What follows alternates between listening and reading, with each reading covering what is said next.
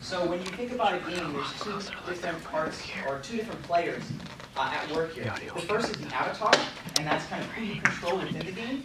And it could be a humanoid form, it could look like you, or it could look like, I don't know, maybe just a rectangle, like in the games we were just looking at. And then there's also the player, who is the person interfacing with the game outside the confines of the game itself.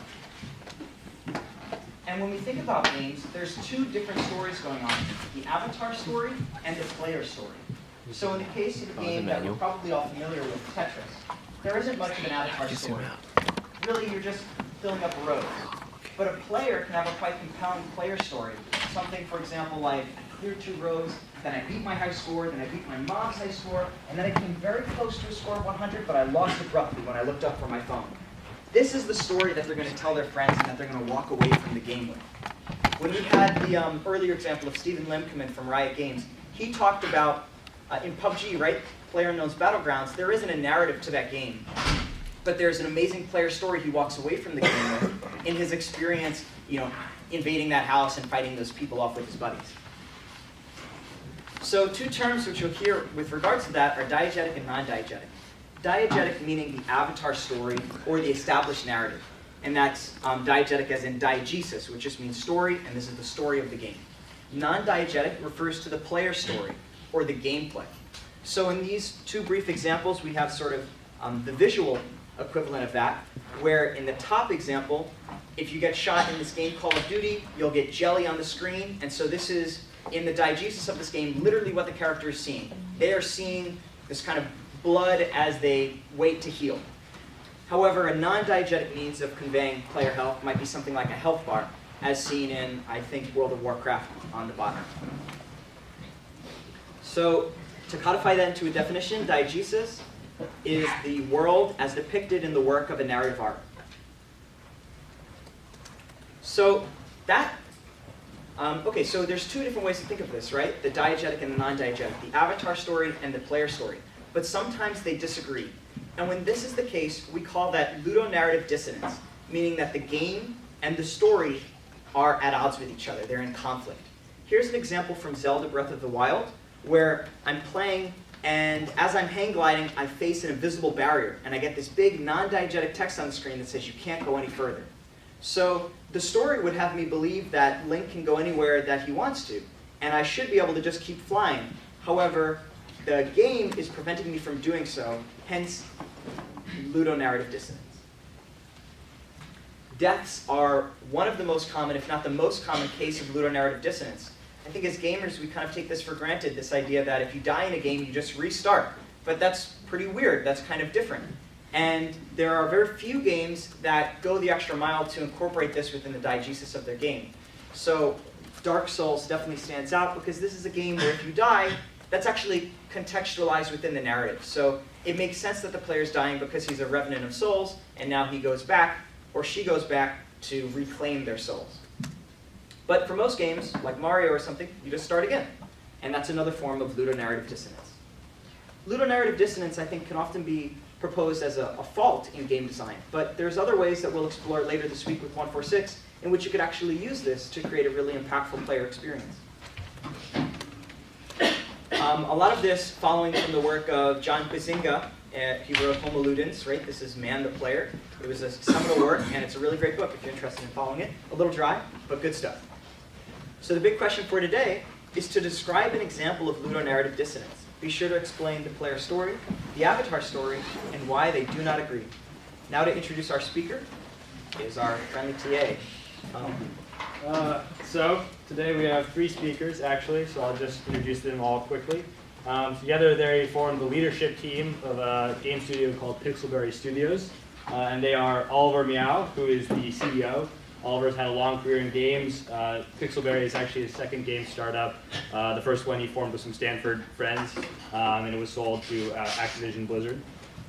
Jennifer is the studio director. She's had a career, her gaming career has mainly been focused on writing, and she's done interactive writing primarily. And Kara is the chief operating officer, and she's also been focused on writing, but in addition to doing interactive gameplay writing, she's actually published some books as well. Oliver will start, and then Kara and Jennifer will speak later.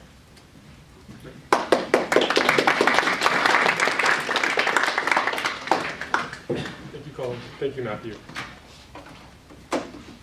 So I graduated from Stanford a little over 20 years ago, and it's great to be back on campus. Back when I was a student here, I only knew 3 other students who were actually making games while we were undergrads. And so to be here in a classroom dedicated to game development is very special for me. As you heard, Kara's our COO, she's also from Stanford, and Jennifer went to Berkeley. Together, our team at Pixelberry and in prior studios have created 3 top 10 grossing games for iOS. And those experiences are part of what I'm going to be talking about today. So our lecture is split into 2 main parts. The first part concentrates on why we make games.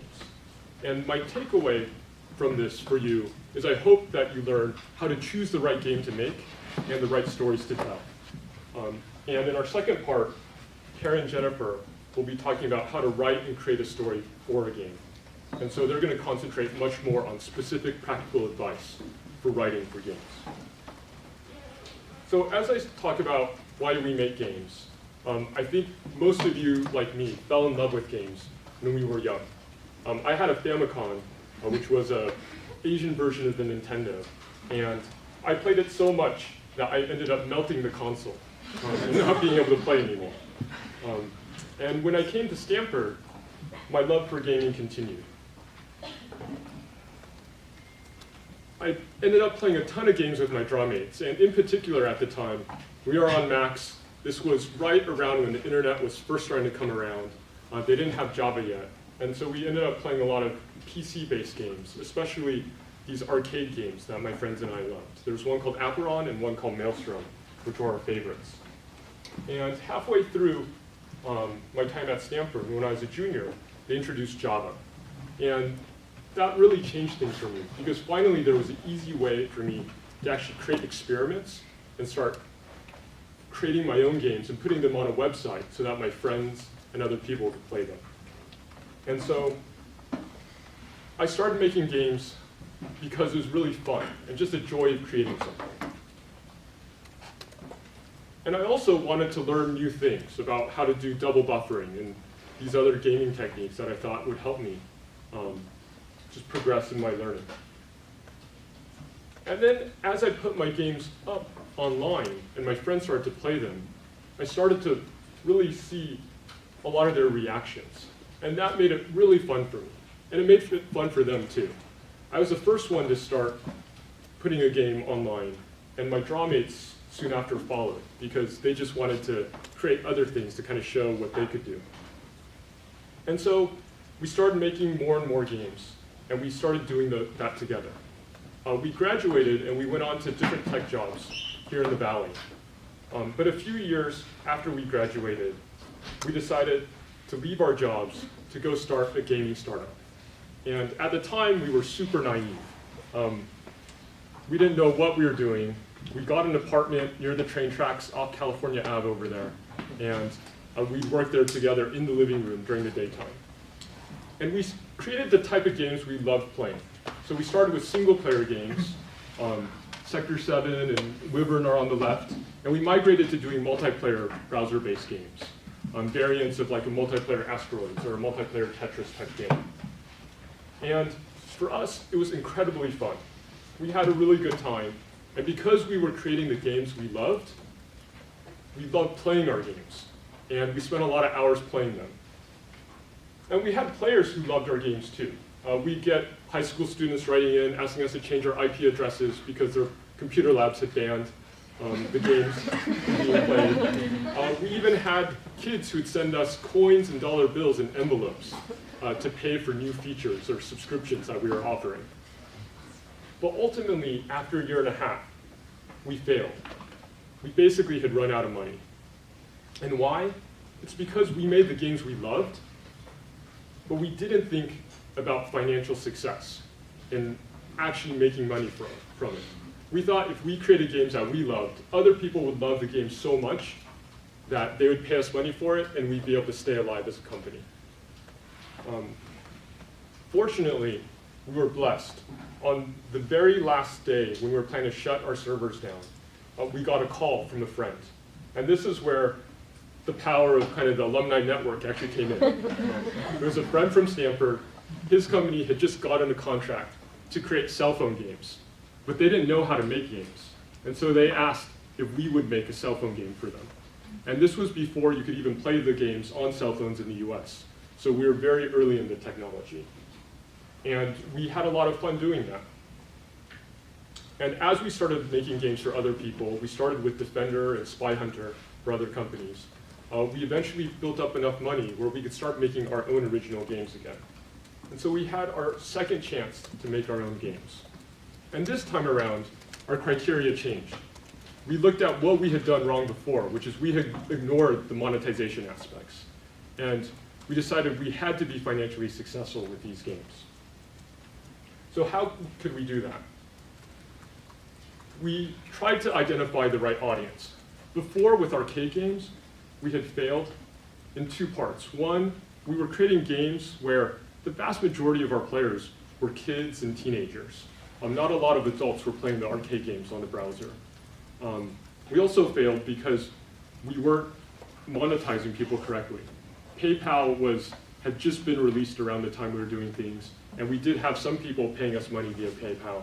But as you heard, we had people sending us checks and dollar bills and coins.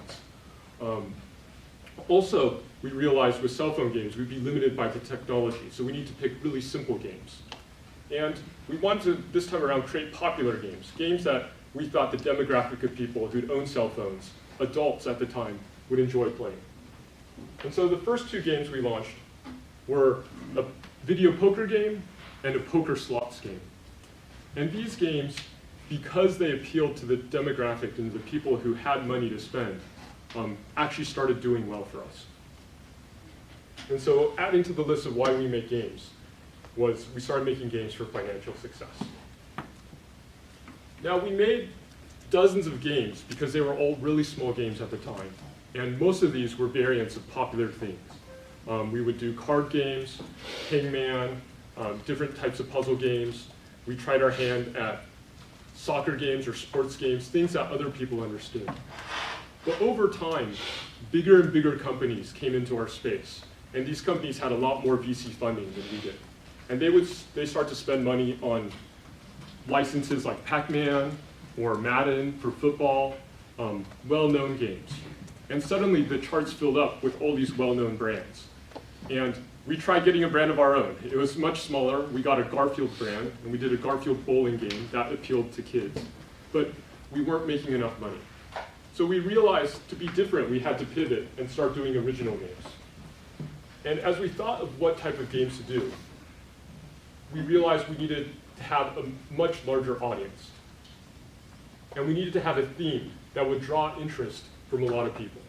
And so we actually went to other forms of media. We looked at TV shows, movies, and books to see what was really popular in those genres that weren't in games.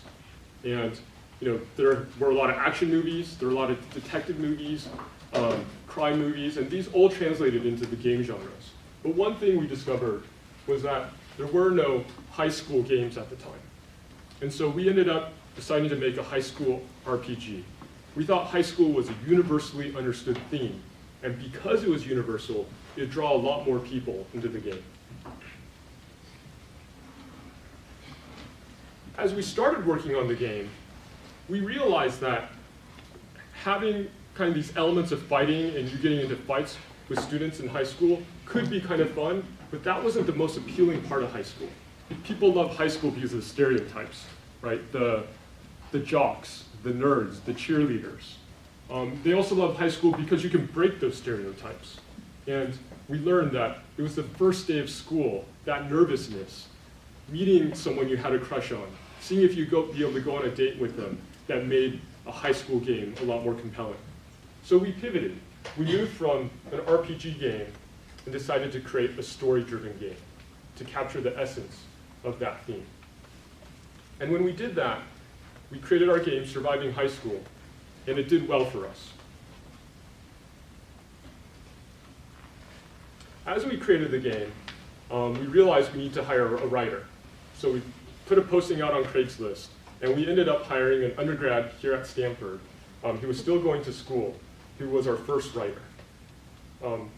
But because he was a guy, and my 3 other founders, we were all guys, and we realized a high school theme needed to appeal to both males and females, we made Max read a best-selling book for girls.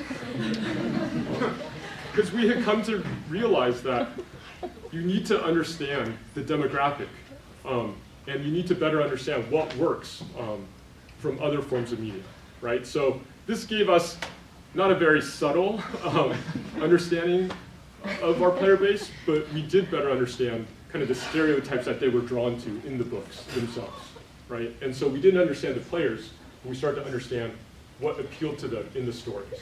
And we incorporated these elements.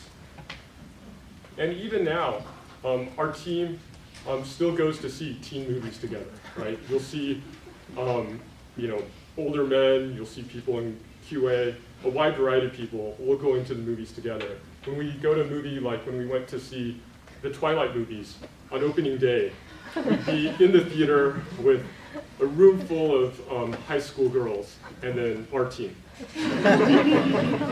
But doing that helped everyone on our team get at least a small amount of exposure to what different demographics understood and what they liked in games.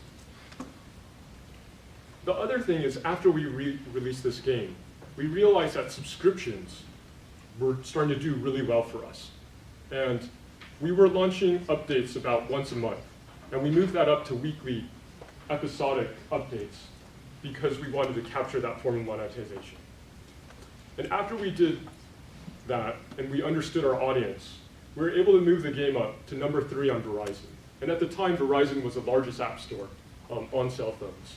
And so it was a surprise that we were beating games like Pac-Man and Tetris, these well-known brands. And it's because we found a universal theme, something that people understood with high school, that both kids who wanted to be in high school would find appeal to, as well as adults who wanted to relive high school. Based on the success of that game, we ended up selling ourselves to Vivendi, who owned Blizzard. And later, when they merged with Activision, they sold us to EA. And when we were at EA, that's around the time that the iPhone introduced apps. So we started porting Surviving High School over to the iPhone. And this is when we learned another motivation for our own team in terms of making games. And basically, the executives didn't think our game was going to do well. Even though they had acquired our studio, as they started looking at our game, they thought it would fail. And we get this a lot. Story-driven games don't look as fancy as other style of games. Everything is about the narrative itself. And so they laid off over half our team before we launched the game. And so we had reputation, and in a way, some revenge is kind of a driver for us in terms of why we were making games. And we also looked at monetization, and we had to convince the executives to allow us to launch free content in our games and be one of the first games with in-app purchases. And when we did that, the game hit number 8 on iOS, totally beating the executives' expectations. They had laid off half our team, and instead, we created a top 10 game for them. Over time, you would have thought they had learned from this, but story games are a hard sell at a company that's as large as EA when they're focused on console and other type of games. And so later, when we went to create another game called High School Story, which combined narrative and simulation, again, we faced bad reactions from the executives. And this time around, they actually laid off our whole team in 2 parts. And that's when we started Pixelberry. Fortunately, we were able to get the rights to High School Story. And in doing that, we redesigned the game from the ground up. And when we launched it, we proved the executives wrong again. And we hit number 10 on the iOS charts with that game. So this brings me to another motivation. When we started Pixelberry, before we knew we could get the rights to High School Story, we thought about creating an educational games company and kind of moving away from the story-driven games we had done before. And it's because my 2 founders and I, we had become parents. And we had thought, we love making games, it's really fun, but we wanted to do something that was socially impactful. But the more we studied educational games, the more we realized that they're really hard to monetize, right? You have this tension of people who love trying to create fun games, but having learning in them as well. And when you're creating educational games, especially for elementary school kids, by the time kids are in preschool, they're already playing games on their parents' phones, right? And so they already understand what's fun. And to try and marry those two things together is really hard. And very few games can do that well. And so we decided instead we would focus on commercial success first. And then, because that's hard enough to do as a game studio. And if we were able to be successful commercially, then we layer on elements of social education. And so about a month after we launched High School Story, we had a player reach out to us via our in-game help messaging system. And she basically told us that she was planning to kill herself. And we didn't know what to do. So Karen and I, we actually got in a conference room and we called the suicide prevention hotline together to ask them what should we do. And they told us, should just tell them to get professional help. And we told them, like, what do you mean? If that's all we tell them, they're gonna ignore us. And they said, no, you guys aren't trained, that's all you should do. And so we went back to our management team and we talked about this. And on one hand, we could tell the player, go get help and not be involved anymore. And we knew if we had still been at EA or a larger company, that's what you'd do, because you don't want to risk what happens if you say the wrong thing and they actually kill themselves and there might be liability for your company. On the other hand, we felt like if all we did was tell them, go get help, then there's a chance we would have to help someone and we'd be ignoring that.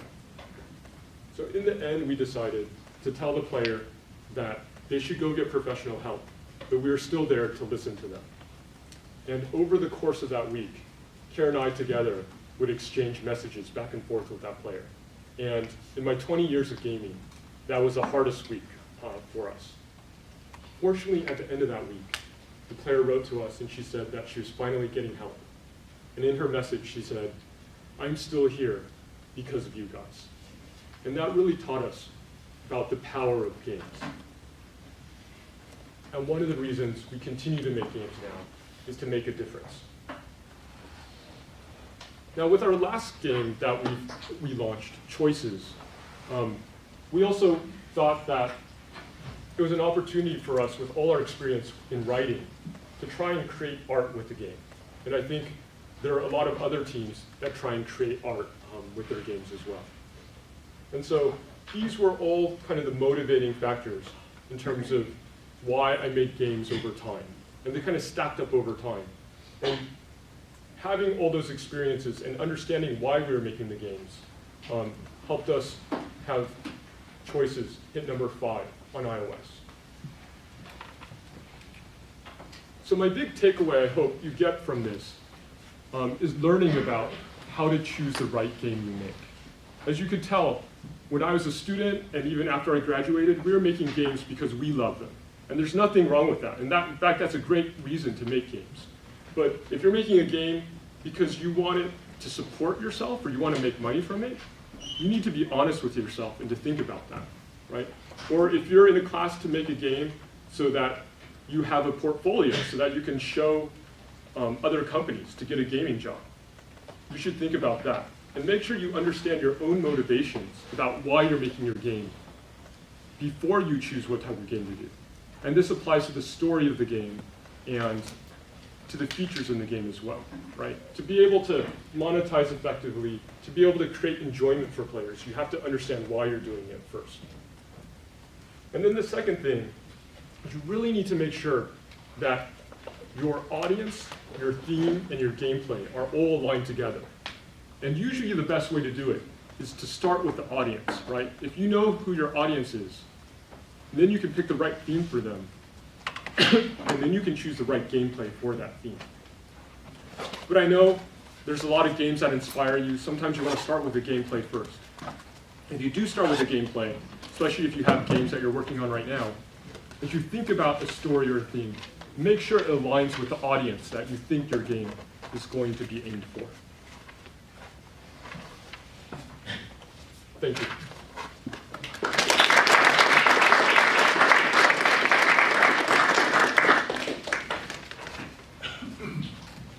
Are there any questions about this part of the lecture? Yes? Earlier you mentioned that when you guys were writing the story for the first version of the high school story, the first Yep. one. Surviving high school, yep. Yeah, and you guys hired Max and you had him read this book from Meg Abo about like the girl experience through high school. I was just wondering how come at that time you guys didn't just hire a female writer or somebody who could help provide that insight firsthand? At the time, we got very few applications, and so most of the best application was from Max. Okay. If we had a female voice, I think we would have definitely wanted to do that. Okay.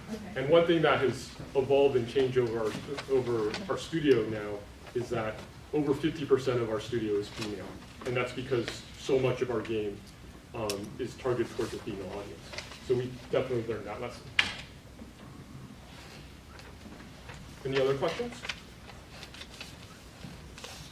Okay, Kara and Jennifer.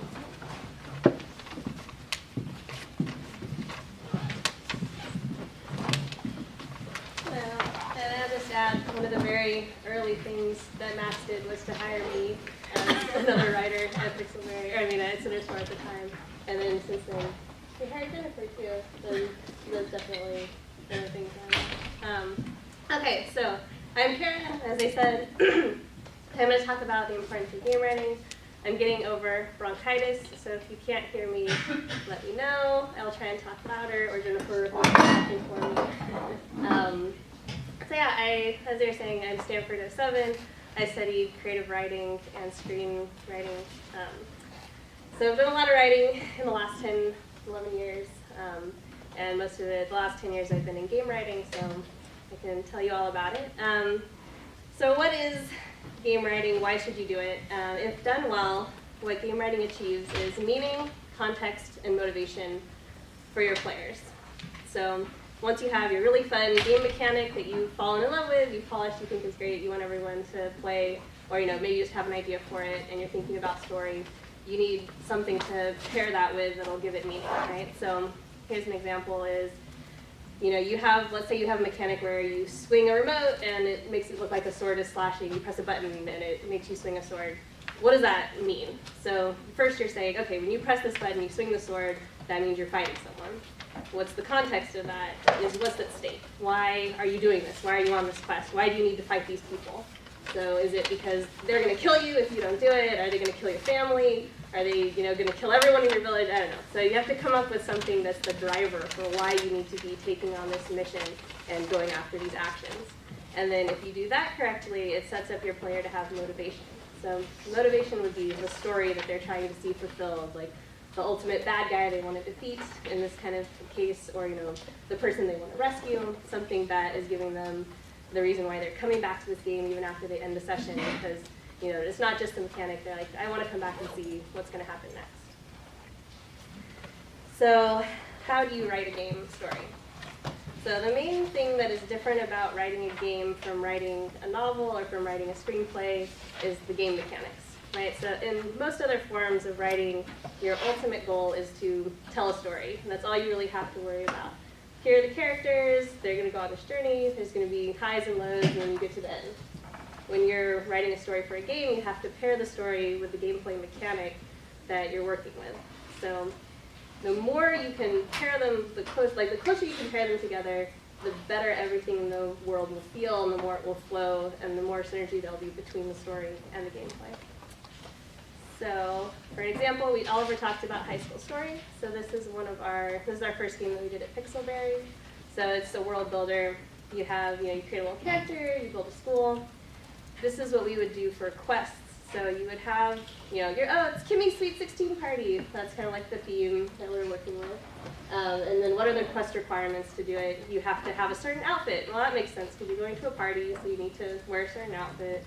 And you need to spend some coins because you're going to buy a birthday present for Kimmy. So we try and, have everything echo back to whatever narrative theme we're working with. All right, so gameplay and story. So every game can use story. we're writers, so we're obviously a little bit biased. I put story everywhere. But I think, everything at least usually has it.